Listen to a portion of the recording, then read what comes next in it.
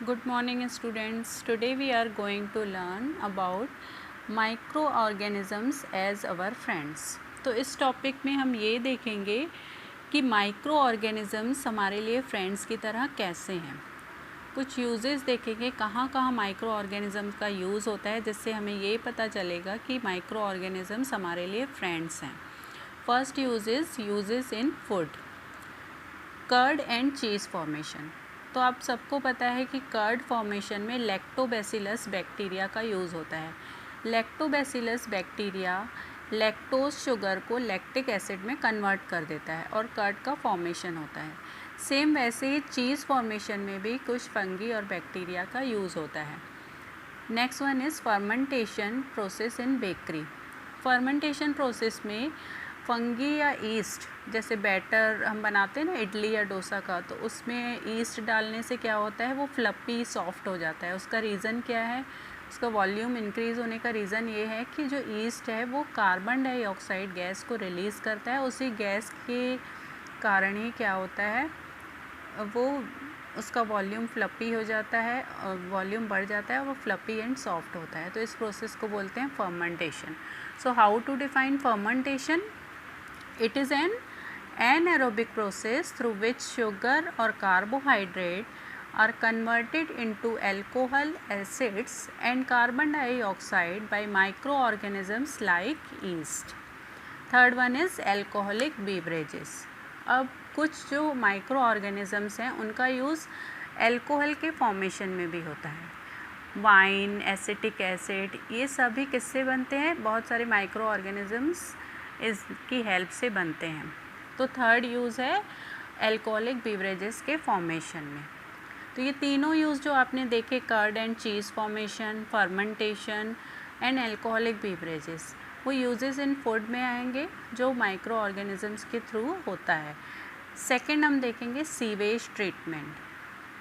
Some bacteria are used in the biological treatment of sewage and industrial waste called effluent. This process is known as bioaugmentation. कुछ bacteria ऐसे भी होते हैं जो sewage मतलब removal of जो waste water होता है या इंडस्ट्रियल वेस्ट होता है, जैसे कि हम एक साथ एफ्लुएंट भी कह सकते हैं, उनके बायोलॉजिकल ट्रीटमेंट में हेल्प करते हैं। तो इस पूरी प्रोसेस को हम बोलते हैं बायो ऑगमेंटेशन। तो सेकेंड जो यूज़ है माइक्रो ऑर्गेनिज़म का वो क्या हुआ? Sewage treatment.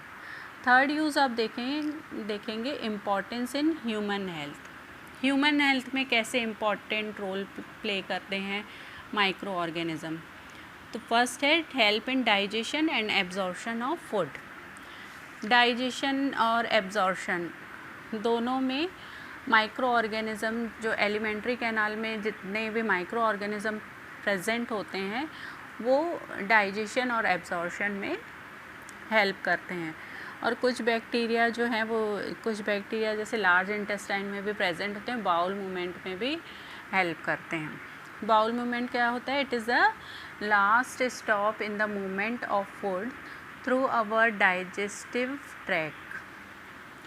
तो इन सब में हेल्प करते हैं कुछ बैक्टीरियाज। सेकेंड आप देख रहे हैं production of antibodies. So what are antibodies? They are proteins produced by some special kind of blood cells to identify and destroy microbes. ये ऐसे प्रोटीन्स होते हैं जो प्रोड्यूस कहाँ से होते हैं? स्पेशल काइंड ब्लड सेल से होते हैं और आइडेंटिफाई कर लेते हैं हार्मफुल माइक्रो ऑर्गेनिज़म्स को।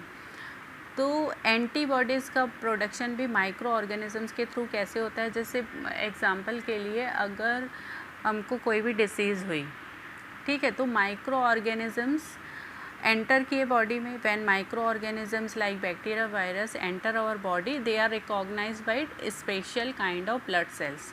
अब जो special kind of blood cells हैं उनको वो रिकॉग्नाइज कर लेते हैं। तो माइक्रो ऑर्गेनिज़म्स अगर फिर से सेम डिसीज़ हुई और फिर से वही माइक्रो ऑर्गेनिज़म हमारी बॉडी में एंटर करते हैं, तो सेकेंड टाइम क्या होता है, वो जो एंटीबॉडीज़ हैं वो बहुत जल्दी ही रिकॉग्नाइज़ कर लेते हैं और इसी प्रोसेस को इसी नेचुरल एबिलिटी को क्या बोलते हैं? Immunity. So immunity is the natural ability of N organisms to have an inbuilt mechanism to resist and destroy the infection that some microorganisms may cause. तो इम्यूनिटी के थ्रू ही क्या होता है, जो माइक्रो ऑर्गेनिज़म एंटर कर रहे हैं body में वो पहले से रिकॉग्नाइज हो जाता है और उस एबिलिटी के थ्रू क्या होती है, रेजिस्ट करते हैं। मतलब अब जो माइक्रो ऑर्गेनिज़म है उनका हार्मफुल इफ़ेक्ट नहीं हो पाएगा। नेक्स्ट है production of antibiotic. So what are antibiotic? Antibiotic are chemicals produced by micro organisms that kill और inhibit the growth of other harmful micro organisms. ऐसे केमिकल्स जो हार्मफुल माइक्रो ऑर्गेनिजम्स की growth को रोकते हैं। तो इनका प्रोडक्शन भी किससे होता है? माइक्रो ऑर्गेनिजम्स के थ्रू ही होता है। For example penicillin. पेनिसिलिन का प्रोडक्शन किससे हुआ है? फंगस से हुआ है। फंगस एक माइक्रो ऑर्गेनिज्म है। कौन से फंगस से हुआ है? Penicillium notatum. पेनिसिलियम नोटेटम नाम का फंगस है जिससे पेनिसिलिन एंटीबायोटिक का प्रोडक्शन होता है। Streptomycin, tetracycline, erythromycin some antibiotics obtained from fungi and bacteria.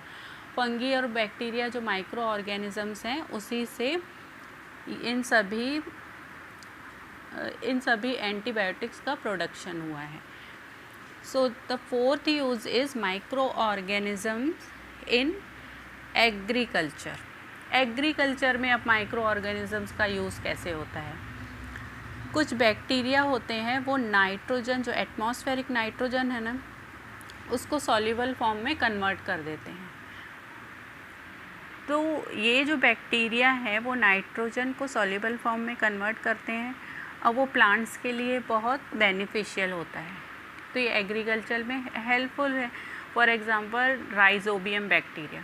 Rhizobium bacteria leguminous plants की रूट में रहता है और लेग्यूमिनस प्लांट जो है वो राइजोबियम बैक्टीरिया को शेल्टर देता है और राइजोबियम बैक्टीरिया नाइट्रोजन को सॉल्युबल फॉर्म में कन्वर्ट करता है। तो दोनों यहाँ क्या कर रहे हैं? एक दूसरे को बेनिफिट दे रहे हैं।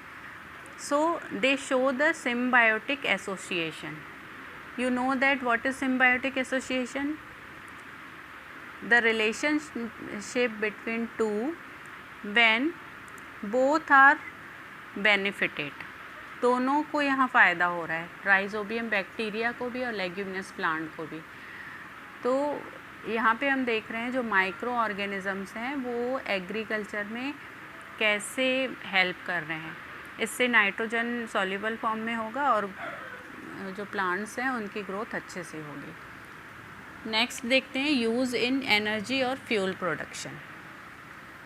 Many microorganisms produce ethanol by fermentation of sugars and produce methane in the biogas reactor. अब बहुत सारे माइक्रो ऑर्गेनिज़म ऐसे भी हैं जो एथेनॉल फर्मेंटेशन के थ्रू एथेनॉल का फॉर्मेशन करते हैं और बायोगैस रिएक्टर में मेथेन का फॉर्मेशन करते हैं। दोनों जो एथेनॉल और मेथेन हैं दोनों ही का यूज़ किस में होता है? एज अ फ्यूल की तरह यूज़ होता है for the production of energy. And last one is cleaning the environment. अब जो माइक्रो ऑर्गेनिजम्स हैं वो एज अ डीकम्पोज करते हैं सॉइल को और डीकम्पोज़र के थ्रू क्या करते हैं, जैसे बैक्टीरिया और फंगी हैं वो कॉमन डीकम्पोज़र हैं जो एनवायरनमेंट को क्लीन करते हैं। अब ये सारे यूजेस जो हमने देखे उससे हमें ये पता चलता है कि यूज़फुल है हमारे लिए। माइक्रो ऑर्गेनिज़म क्या है? बहुत यूज़फुल हैं। तो इन्हें हम क्या कहते हैं? Micro organism as our friends. Next point हमारा आता है micro organisms the foes it means the enemies. अब कुछ माइक्रो ऑर्गेनिजम्स हमारे लिए हार्मफुल हैं, तो जो माइक्रो ऑर्गेनिजम्स हमारे लिए हार्मफुल हैं उसे क्या कहते हैं कि ये हमारे लिए एनिमीज़ की तरह हैं, दुश्मन की तरह हैं। So some micro organisms cause disease in human beings, plants and animals. Such disease causing organisms are known as pathogens. जो माइक्रो ऑर्गेनिज्म जिनके थ्रू हम में डिसीज़ होता है, ह्यूमन बींग्स, प्लांट्स या एनिमल्स में जिससे डिसीज़ होता है, ऐसे माइक्रो ऑर्गेनिजम्स को क्या बोलते हैं? पैथोजेंस।